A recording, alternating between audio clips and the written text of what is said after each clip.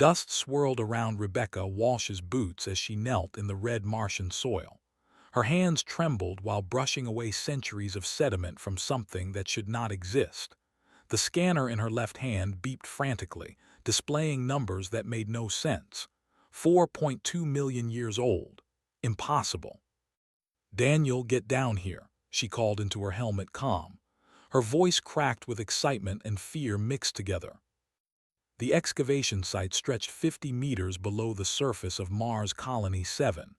Rebecca had been searching for evidence of ancient water flows. Instead, she found something far stranger. Crystalline structures jutted from the rock wall, arranged in perfect geometric patterns. They pulsed with faint light, responding to her proximity. Daniel Ortiz descended the ladder quickly, his engineering background making him sure-footed even in the low gravity. He stopped 3 rungs from the bottom, staring at what Rebecca had uncovered. "Those are not natural," he whispered. "No, they are not." Rebecca pressed her palm against the largest crystal. Warmth spread through her glove. The structure hummed, and suddenly the entire chamber lit up. Holographic images filled the air around them. Star maps, biological data, streams of information in a language neither of them recognized. The walls themselves seemed to wake up. Panels slid open, revealing a room that had been sealed since before humanity learned to make fire. The air inside read as breathable on her scanner. Rebecca's training screamed at her to wait, to follow protocol, to call for backup, but her curiosity won. She stepped through the opening. The chamber beyond took her breath away. Smooth metallic surfaces covered every wall. In the center stood a pedestal holding a sphere of the same crystal material. Rebecca approached it slowly, her scientific mind cataloging every detail while her heart raced. "Rebecca, we should report this," Daniel said from the doorway. He did not follow her inside. "In a minute, just let me see what this is." She touched the sphere. It exploded with light and sound, not violently but like a switch being flipped. Holographic figures appeared around her, tall and graceful, with features almost human but not quite. They spoke in melodic tones. The sphere translated their words into her helmet display. "We are the firstborn. If you are seeing this, then our world has healed. We cannot return. Our path led away from home, drawing the enemy with us. We hoped one day life would flourish again on our beautiful world. If you have found this message, tell our children we tried to come home. Tell them we never stopped loving the blue planet that made us." The message ended. Rebecca stood frozen, tears streaming down her face. Daniel grabbed her arm. "Did you see that? Did you understand what they just said? They came from Earth, millions of years before us." The implications crashed over her like a wave. Humanity was not the first intelligent species from their planet. Someone else had walked on Earth, built civilizations, reached for the stars, and left. The holographic figures had shown images of Earth as it was in their time. Forests covered continents. Oceans teemed with life. But something had made them leave. Rebecca downloaded everything she could from the sphere. The data would take years to analyze fully, but even the preliminary information was staggering. DNA sequences that shared 40% compatibility with Earth life. Star charts showing routes to 47 different star systems. Warning symbols she did not yet understand.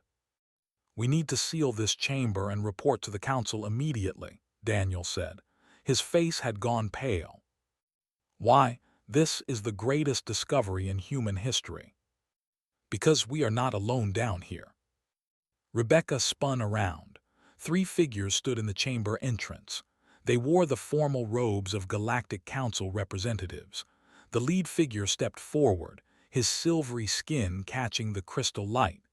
Talrose, the Silvari diplomat she had met once at a conference on Europa. "Dr. Walsh, you have stumbled upon something very dangerous," Talrose said softly. "This site must be sealed. The information contained here brings only sorrow." "You knew," Rebecca accused. "The Council knew about the firstborn." We have suspected for 300 years. We found similar ruins on 4 other worlds in this sector, all abandoned, all from the same species, all containing the same warnings. Warnings about what? Talrose moved closer to the sphere. His expression held genuine sadness. About the reason they left, about what they were running from, about what might still be out there following the paths they made. Rebecca felt cold despite her environmental suit. What were they running from? We call it the silence. The firstborn had a different name for it. Every species that has encountered evidence of the firstborn uses their own term, but the meaning is always the same. Something that ends worlds, something that consumes everything in its path. The firstborn believed if they left their homeworld and spread across the stars, they could draw this threat away from Earth. They sacrificed everything to save a planet they could never see again. Daniel's voice shook when he spoke. Did it work? The firstborn disappeared 2 million years ago. No trace of them has been found in any galaxy. Either they found a way to defeat the silence or it consumed them entirely. Either way, Earth survived. Life continued. And eventually you appeared. Rebecca looked at the holographic star maps still floating in the air. Each one showed a path away from Earth. Each one marked with symbols she now understood were warnings. Do not follow. Danger ahead. Protect the homeworld. We need to study this, she insisted. We need to understand what they knew. Some knowledge cannot be unlearned, Talrose warned. Once you open this door, you cannot close it again. Rebecca made her choice. She activated the secondary systems in the chamber, following instincts she did not know she had. Maybe something in human DNA remembered. Maybe the firstborn had left more than just warnings. Maybe they had left hope. The sphere pulsed one more time. A final message appeared in the air, written in symbols that slowly shifted into human languages. If you are receiving this, then our world has healed. We cannot return. Tell them we tried to come home. The chamber went dark. The crystals stopped humming, but Rebecca knew everything had changed. Humanity was not alone in the universe. They never had been. And somewhere out in the vast darkness of space, the descendants of the firstborn might still exist, believing their homeworld was dead. She looked at Talrose. What happens now? Now you present your findings to the Galactic Assembly, and we all prepare for what might come next. 3 months of analysis followed. 3 months of debate and argument. 3 months of humanity learning they were the second children of Earth. The Galactic Assembly chamber fell silent when the fleet appeared. Rebecca stood at the presentation podium, her holographic display frozen mid-sentence. Every screen in the massive hall switched to show the same image. Ships, hundreds of them, unlike anything humanity or the Council had ever seen. Ambassador Joseph Park rushed to Rebecca's side. Are those hostile? I do not know, she admitted. Her heart hammered against her ribs. The lead ship transmitted on all frequencies. The voice that spoke was clear, musical, and filled with emotion that transcended language barriers. We are the inheritors of the firstborn. We have traveled 300 light years because our sensors detected something impossible. Our sacred tomb world, the place of our genesis, shows signs of intelligent life. We came to honor our ancestors. We did not expect to find you. The assembly erupted in chaos. Representatives from 40 species shouted questions and demands. Security forces mobilized.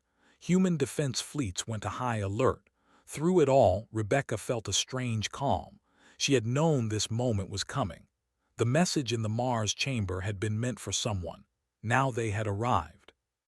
This is High Scholar Nethan of the Inheritor Grand Fleet. We request permission to meet with the species now inhabiting our ancestral home.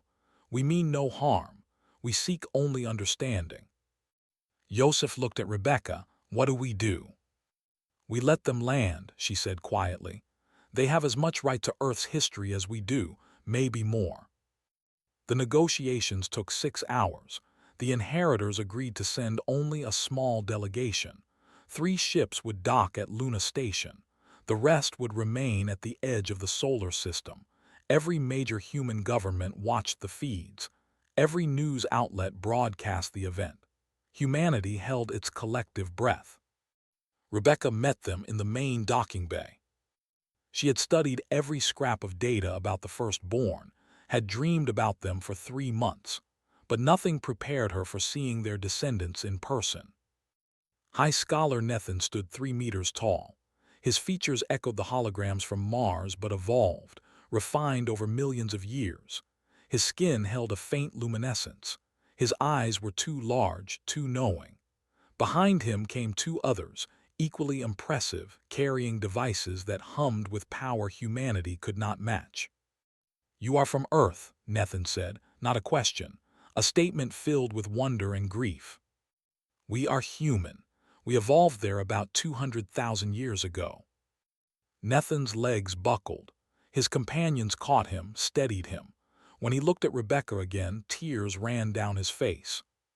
"Our world is not dead. Our world is not dead." The weight in those words carried 4 million years of loneliness. Rebecca felt tears in her own eyes.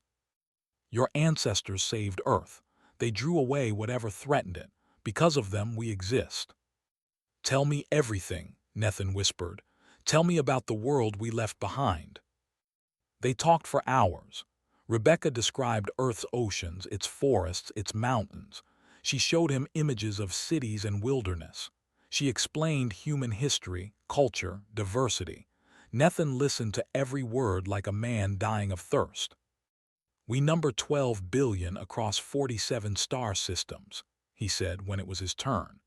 "We are all that remains of the firstborn who fled. Only 12,000 escaped Earth. They believed they were saving our species by leading the silence away from our homeworld. They died believing Earth was destroyed in the aftermath." "The silence," Talrose mentioned it. "What is it exactly?" Nethin's expression darkened. "A predator that exists between dimensions. It feeds on consciousness itself. When it finds a world rich with intelligent life, it consumes everything: thoughts, memories, souls if such things exist.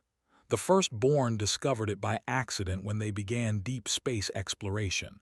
It followed them home." Commander Rains, the human military officer assigned to the meeting, leaned forward. "How do you fight something like that?" "You do not fight it, you run. You hide, you pray it loses interest." Nethin pulled up holographic displays showing star maps. "These are the paths the firstborn took when they fled. Each group went a different direction.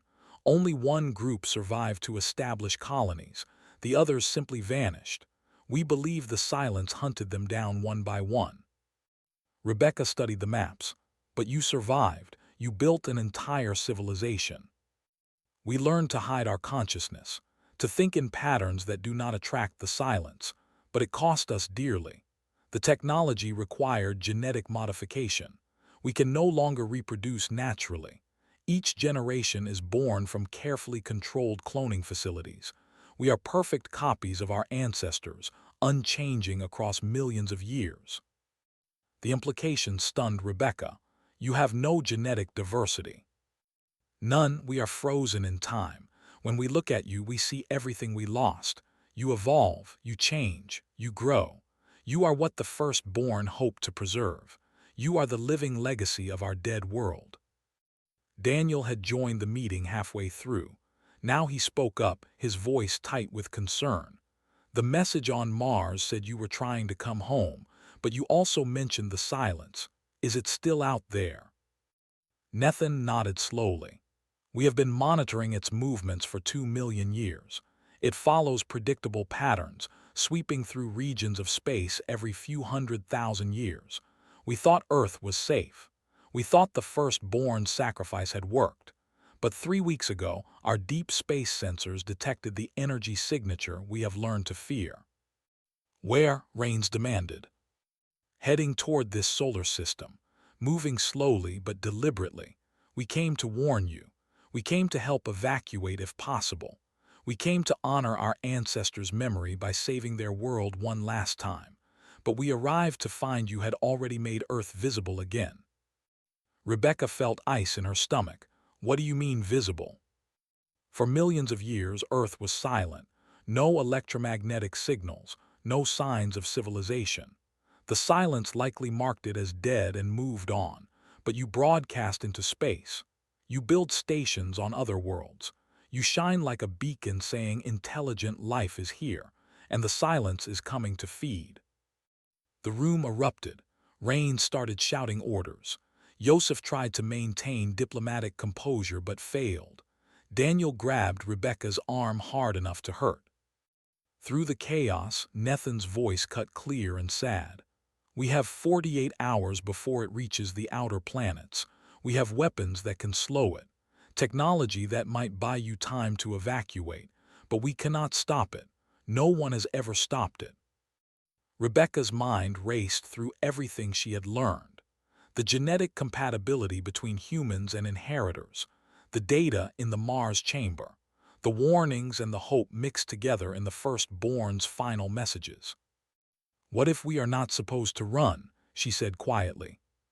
The room went silent. Everyone turned to stare at her. What if the firstborn left the data on Mars because they found a way? What if they wanted their second children to finish what they started?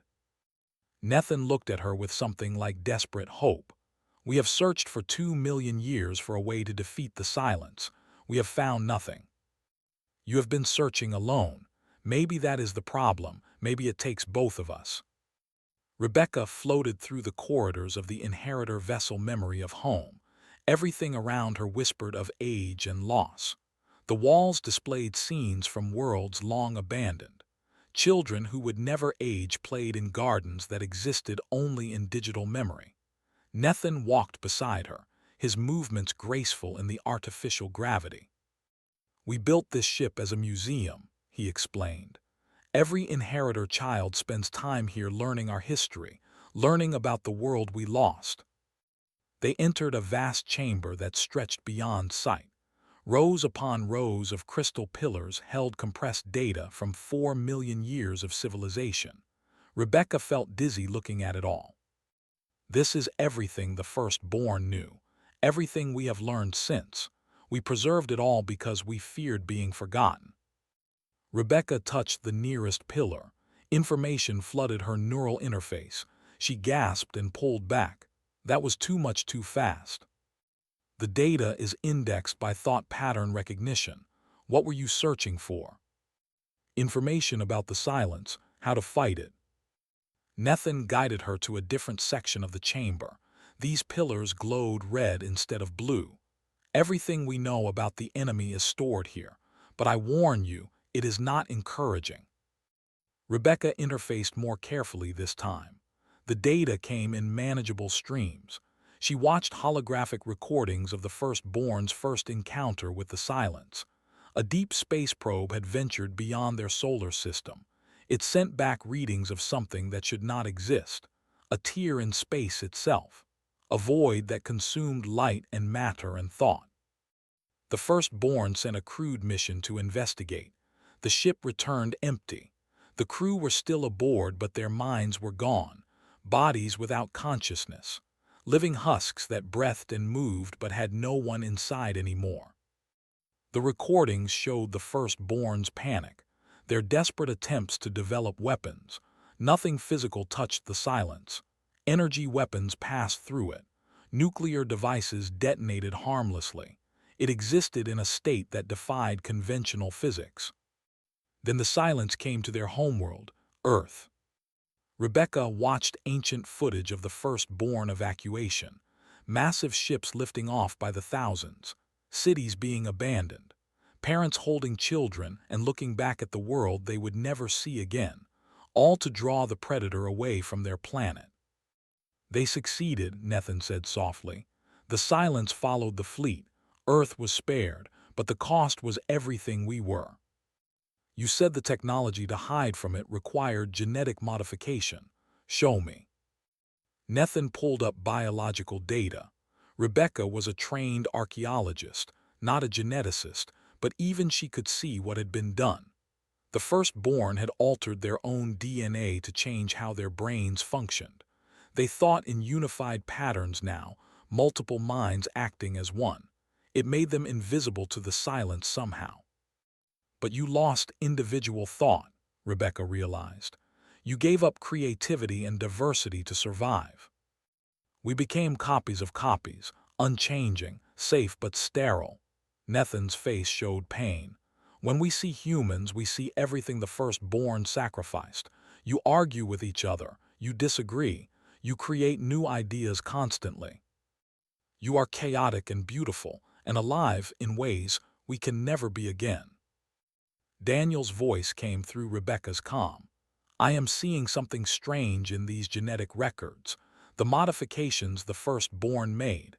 They included a reversion protocol. Rebecca pulled up the data he indicated. Her heart started racing. They built a way to undo the changes, to restore natural reproduction and genetic diversity, but it requires specific trigger conditions. Conditions that cannot exist in inheritor biology alone, Nethin finished. He had already seen this data. We have known for 2 million years. The firstborn hoped their descendants would meet another intelligent species someday, one compatible enough to merge genetic material, one that could restore what was lost.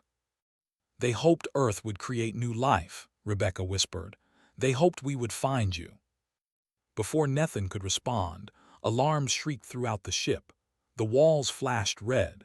Commander Rains appeared on every screen, his face grim. It is here. The silence just consumed the outer monitoring stations. We are evacuating Mars and Luna colonies now. Rebecca ran to the observation deck with Nethin close behind. Through the massive viewport she could see it, not directly because the silence bent light around itself, but she could see what it did to space. Stars vanished where it passed. Darkness spread like ink in water. Our weapons are ready, Nethin said. We can buy you time to evacuate Earth. How much time? Hours, perhaps a day if we are fortunate. Rebecca watched 3 inheritor warships move to intercept the silence. They fired weapons that made no sound in vacuum but lit up space like miniature suns. The energy washed over the silence and disappeared. The entity did not slow. It did not react. It simply continued forward.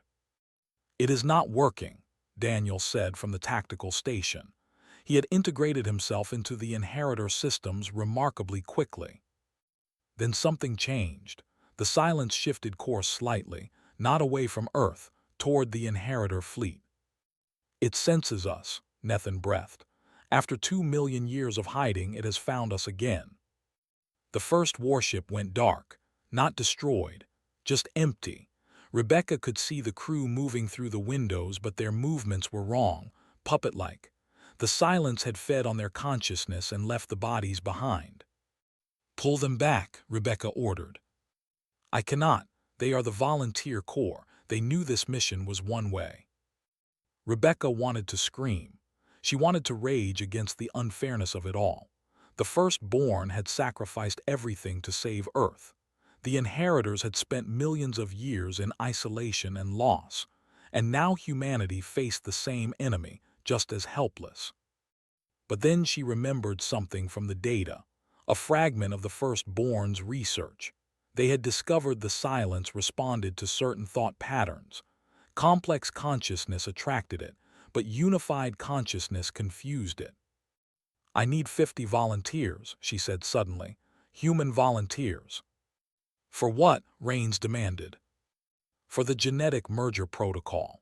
If we combine inheritor memories with human biology, we might be able to perceive the silence differently, understand it, maybe even communicate with it. That is insane, Daniel said. The procedure has never been tested.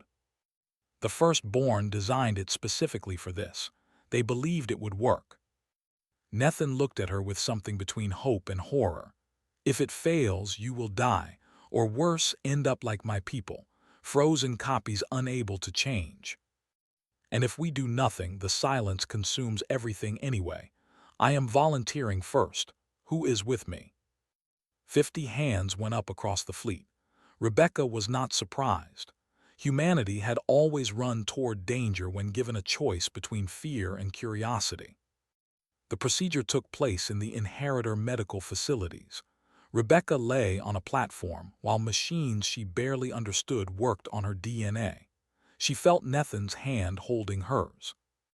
If this works, you will carry 4 million years of memory. It might break your mind. Then I will be in good company with the rest of my species. The machines activated. Pain exploded through every nerve.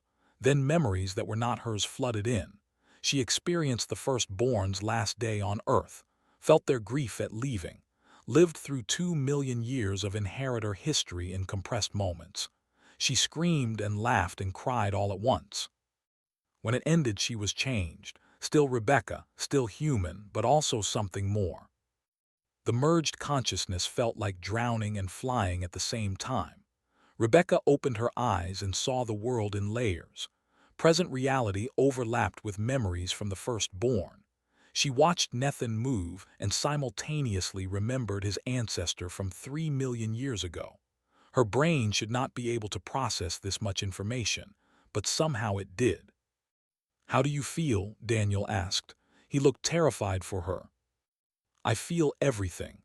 I remember things that never happened to me, but I am still me underneath it all." 49 other humans underwent the same procedure. Each one emerged changed but intact. They gathered in the observation deck as the silence drew closer to Earth. Rebecca could perceive it now in ways she could not before. It was not darkness. It was hunger given form, loneliness stretched across dimensions. "I can sense its thoughts," she said quietly. "Not words, but emotions. It is searching for something." The other merged humans nodded. They felt it too. The silence had been alone since before the universe cooled from its birth. It had encountered life and consciousness with desperate joy, trying to understand, trying to connect. But its very nature consumed what it touched. The firstborn thought it was evil, Rebecca realized. But it is not. It is just alone and does not understand that connection requires the other to survive. Nethan stood beside her, watching the entity approach. "That does not make it less dangerous. Intentional or not, it will consume every mind in this system. Unless we teach it a different way." Rebecca reached out with her merged consciousness. The inheritor genetic memories gave her the framework. Millions of years of hiding and running had taught the inheritors exactly what frequencies the silence operated on. But human creativity and adaptability gave her something the inheritors had lost: the ability to improvise, to try something new. She projected her thoughts outward. The silence noticed immediately. It rushed toward her location like a shark sensing blood. The warships tried to intercept but passed through the entity harmlessly. Rebecca felt its attention lock onto her like a physical weight. Then she did something the firstborn had never attempted. She opened her mind completely. No barriers, no defenses. She showed the silence everything she was, her memories of Earth, her love for the people around her, her fear and hope mixed together. She showed it 4 million years of inheritor history. She showed it what loneliness felt like from the inside. The silence stopped. For the first time in recorded history, the entity paused its advance. Rebecca felt it examining her thoughts with something like wonder. It had never encountered consciousness that willingly exposed itself before. Everything always tried to hide or run. "What are you?" The thought came not in words but in concepts that Rebecca's brain translated. "I am human. I carry the memories of the firstborn. I understand you have been alone. I understand you are trying to connect. Everything I touch stops thinking. I do not want this, but I am hungry. I have always been hungry." Rebecca's heart broke for the creature that had terrorized the galaxy. "You consume consciousness because you do not know how to share it. Let me show you a different way." She pulled the other merged humans into a unified thought pattern. 50 minds thinking as one but remaining separate. The inheritor technique for hiding from the silence, but inverted. Instead of disappearing, they became visible in a completely new way. The silence drew closer. Rebecca felt it trying to feed on their consciousness, but the merged pattern held. The entity could not consume them because they existed in a state between individual and collective. It was like trying to grab water. The form changed but remained whole. How? The silence's confusion radiated outward. We learned from the ones who fled from you. They taught their children. Their children met us. Now we are something new, something you cannot consume but can communicate with. The silence pulled back slightly. Rebecca sensed its hunger warring with curiosity. I have searched for so long, found life on countless worlds, tried to understand, but I always destroy what I seek. Because you were alone.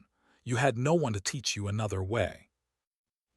An idea formed in Rebecca's mind, insane and beautiful and terrifying.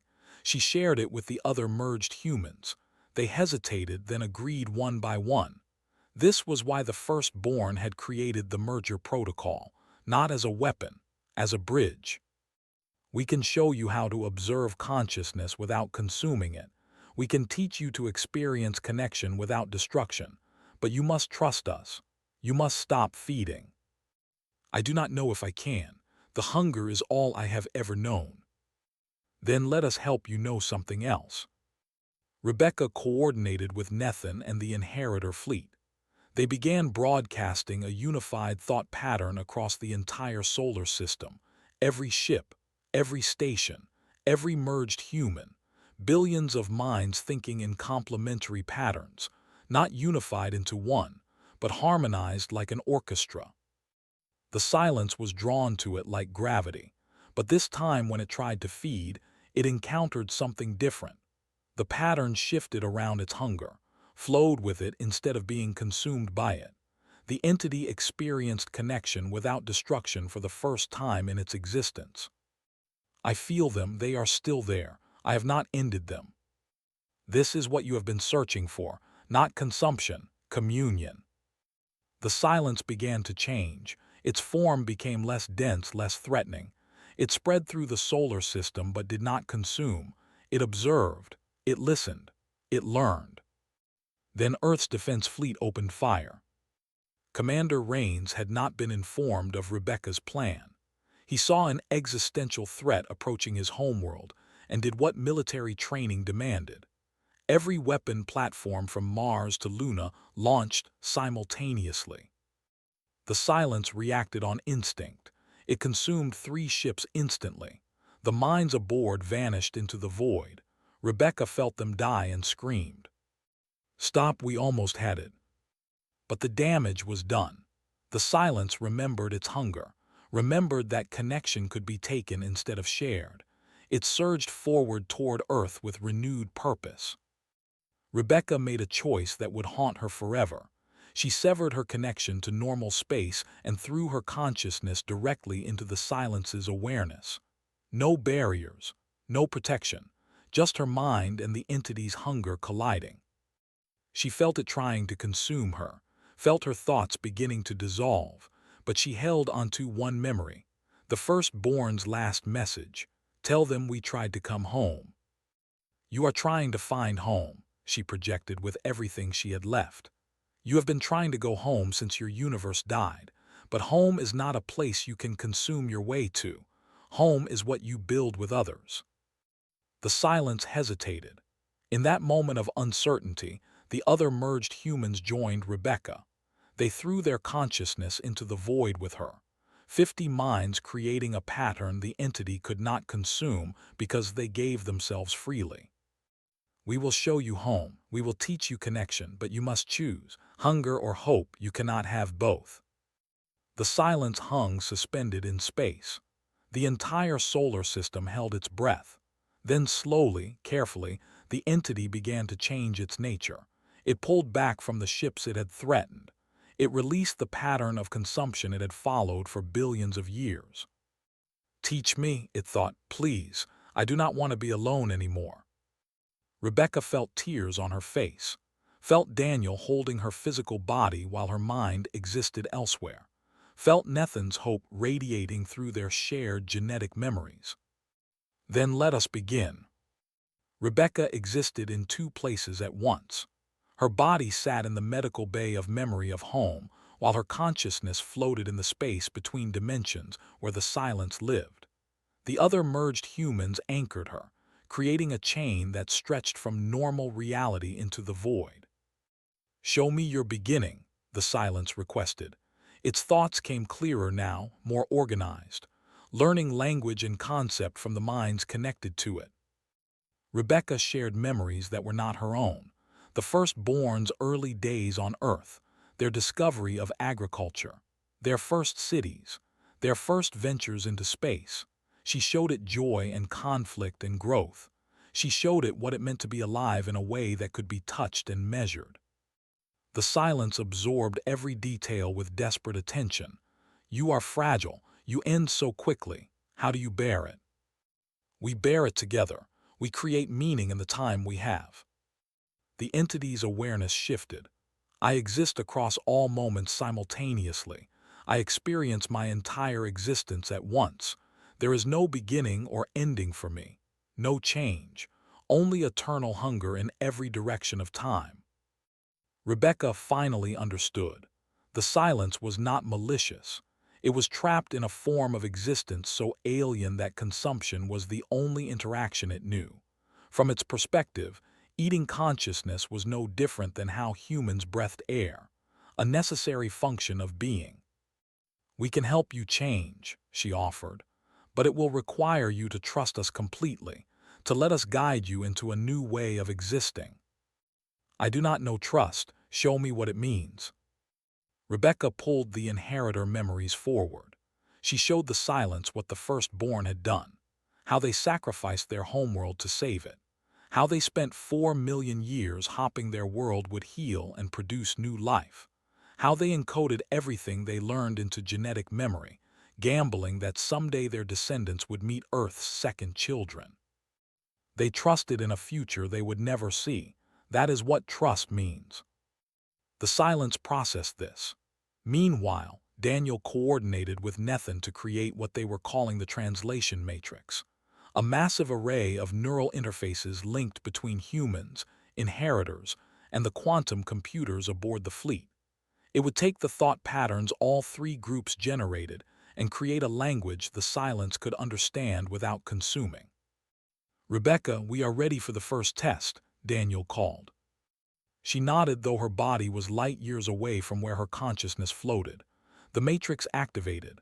Suddenly the silence was experiencing consciousness in a completely new way, not as food, as data, as story, as shared experience. "This is remarkable. I can feel your thoughts, but you remain intact. How?" "We created a space between us, a place where we can meet without one consuming the other." The inheritors began sharing their histories through the matrix. 2 million years of culture and knowledge flowed into the silence's awareness. The entity drank it in like a person dying of thirst, but nothing was destroyed. Everything remained whole. "I have been so alone," the silence thought, and for the first time Rebecca heard emotion in it: grief, relief, joy. "I have existed since before stars formed. I am the last survivor of a dead universe.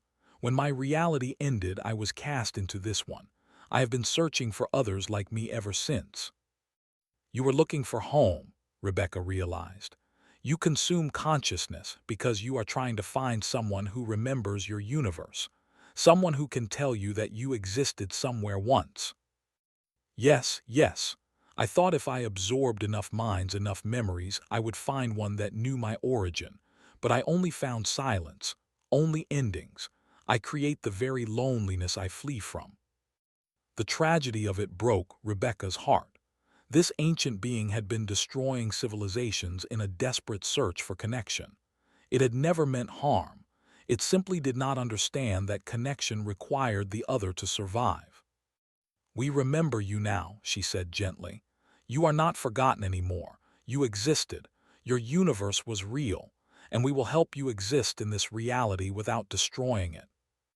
The silence seemed to shudder. "You would do this, after everything I have taken?" "Yes, because that is what conscious beings do. We forgive, we teach, we grow together." Over the next hours, they worked to stabilize the connection. The translation matrix allowed the silence to experience the thoughts and memories of everyone in the solar system without consuming them. It was overwhelmed at first, drowning in the sheer volume of consciousness suddenly available. So many, so different, you all think in unique patterns. How do you coordinate? We do not always coordinate. Sometimes we conflict. Sometimes we hurt each other, but we keep trying to understand each other anyway. The silence explored human culture through the matrix.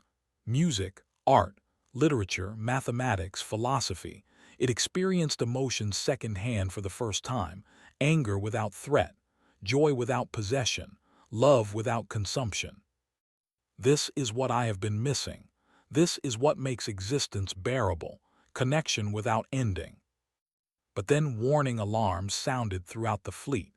More signatures appeared at the edge of the solar system. Energy readings identical to the silence.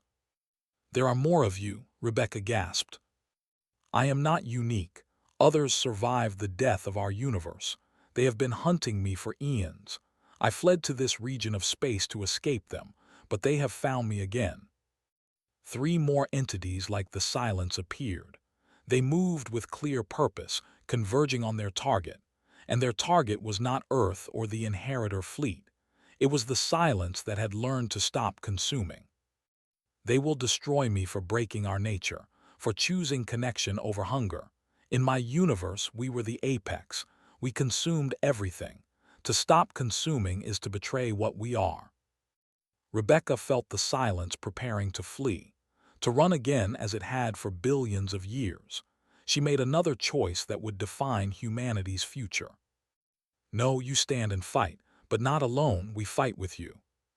"You cannot. They will consume everything in this system." "Then we teach them what we taught you. We show them there is another way." Nethan appeared on the command deck, his expression determined. "The Inheritor fleet stands ready. We did not survive 4 million years just to let fear win now."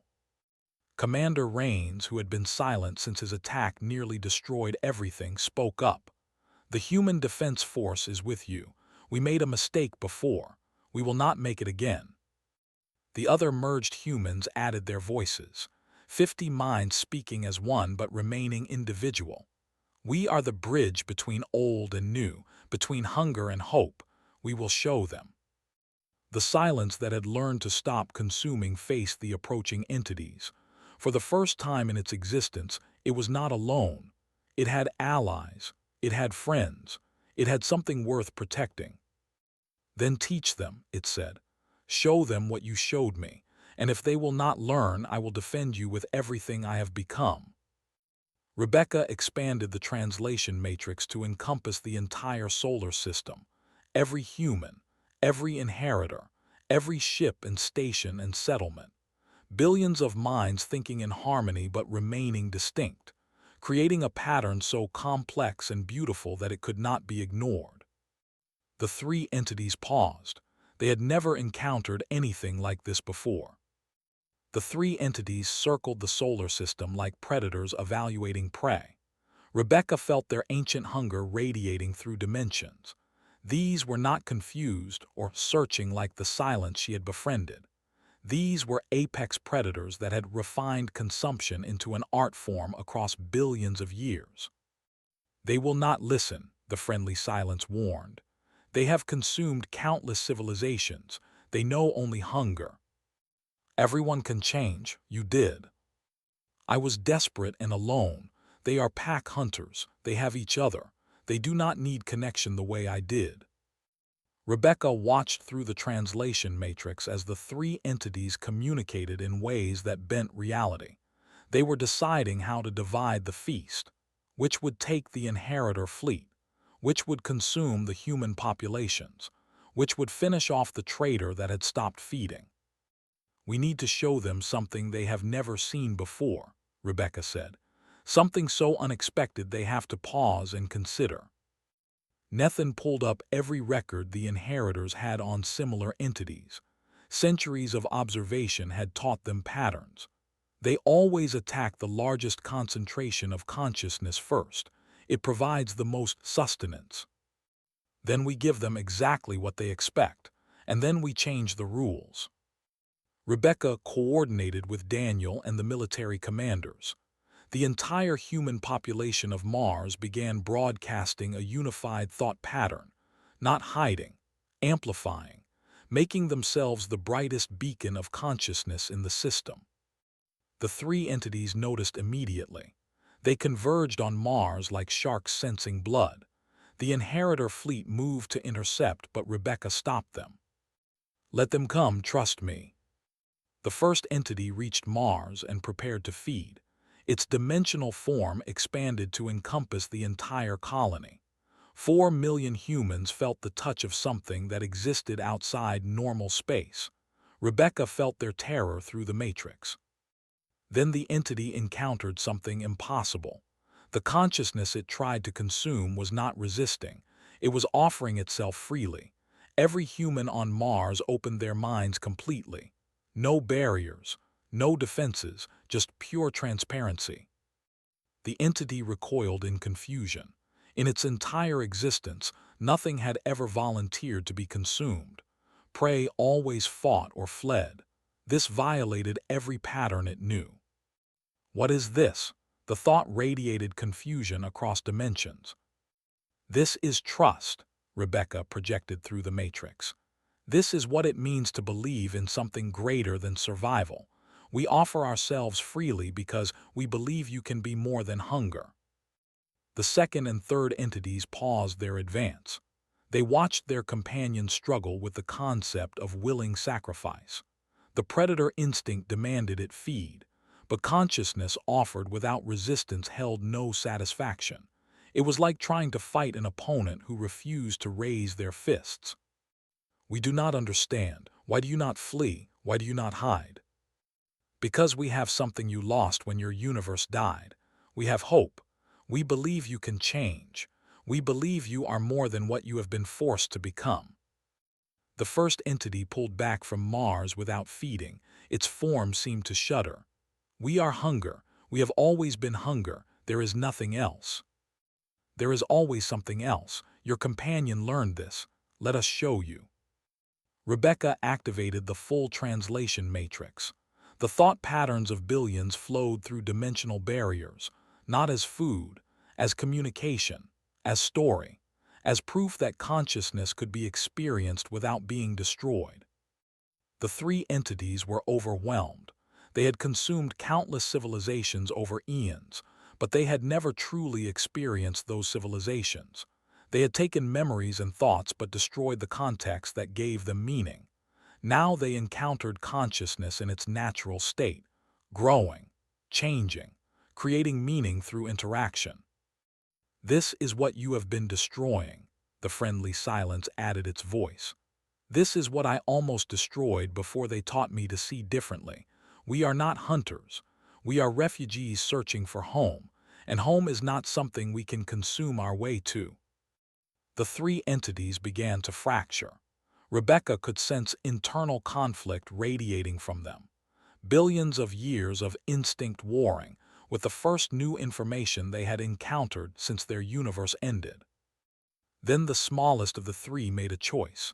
It pulled away from its companions and approached the translation matrix carefully. "Show me more. I do not want to be alone anymore." The other two entities turned on it immediately. They recognized what Rebecca had done. She had broken their pack, divided them, and entities that hunted together did not tolerate betrayal. The battle that followed existed across multiple dimensions.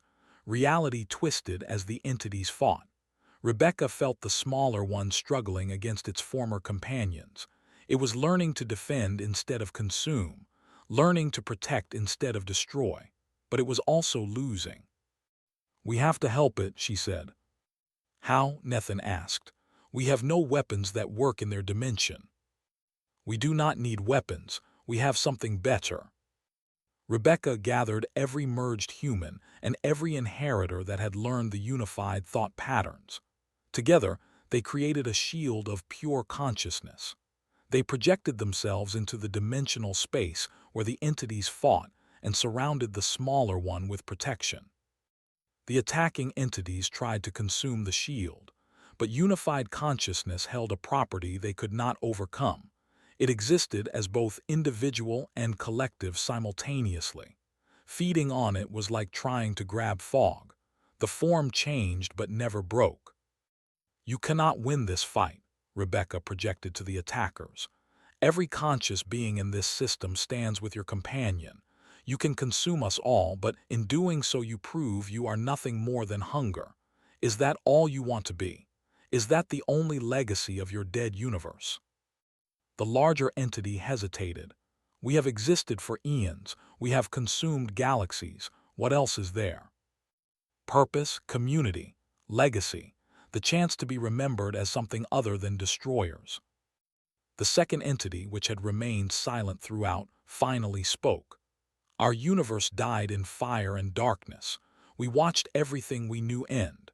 When we passed into this reality, we were already dead inside. We consume because it is the only way we remember how to feel." Rebecca felt tears streaming down her face somewhere in normal space. "Then let us teach you how to feel alive again, not through consumption, through creation." She shared something the inheritors had given her, the genetic memory of the firstborn's last day on Earth, the moment they chose to leave their homeworld to save it, the sacrifice and hope and love all mixed together, the belief that even if they died, their world would live on. This is what conscious beings do. We create meaning even in ending. We protect what comes after us. We hope for futures we will never see. The entities experienced sacrifice for the first time. Real sacrifice. Not survival instinct but choice to protect others at cost to self. The concept was so alien to their nature that it caused fundamental changes in how they perceived reality. The largest entity stopped attacking. It pulled back and regarded the solar system with something like wonder. "You would die for each other. You would die for us, even after everything we have done." Yes, because that is what makes consciousness sacred. Not the individual thoughts or memories, but the connections between them, the web of relationships that gives meaning to existence. The three entities withdrew from combat. They clustered together, communicating in ways that bent space. The friendly silence joined them, sharing everything it had learned. Rebecca watched through the matrix as understanding finally dawned. "We have been searching for home," the largest entity concluded. "But home is not a place or a time. It is connection. It is being known and choosing to know others. You offer us this. We offer you the chance to be more than hunger, to be guardians instead of predators, to help protect the conscious life in this galaxy instead of consuming it, to finally have a purpose beyond survival." The entities made their choice. They changed their nature in ways that rippled across dimensions. The hunger that had defined them for eons transformed into something new: protection, observation, partnership. "We will need new names," the friendly silence said, "names that reflect what we have become." Rebecca smiled through tears. "Then let me introduce you to humanity's greatest tradition, the ability to make terrible puns. From this day forward you are the witness, and your companions are the guardian, the sentinel, and the keeper. You will watch over conscious life in this galaxy. You will protect it instead of consuming it." The newly named entities seemed pleased with their purpose. They spread throughout the solar system, their forms becoming less threatening, almost beautiful. They existed now as observers and protectors instead of predators. Nethan approached Rebecca's physical body in the medical bay. She opened her eyes and smiled at him weakly. "We did it, we actually did it." "You did it, you showed them hope." "No, we did it together. The firstborn, the inheritors, humanity. All of us working across 4 million years to save each other. That is the real story here. Not that humans are special, but that connection between conscious beings can overcome anything." Earth celebrated for weeks. The inheritors began working with human geneticists to restore natural reproduction to their species. The merger protocol became available to anyone who wanted to bridge both cultures. Slowly, carefully, the two species that shared a homeworld separated by time began to become one people. Rebecca stood on Earth's surface for the first time since all of this began. Nethan stood beside her, looking at the sky where the witness entities now maintained permanent observation positions.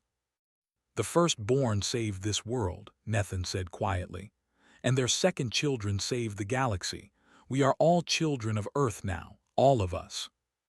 Above them, aurora lights danced as the witness manifested its joy. For the first time since the death of its universe, it was not alone, and neither was anyone else.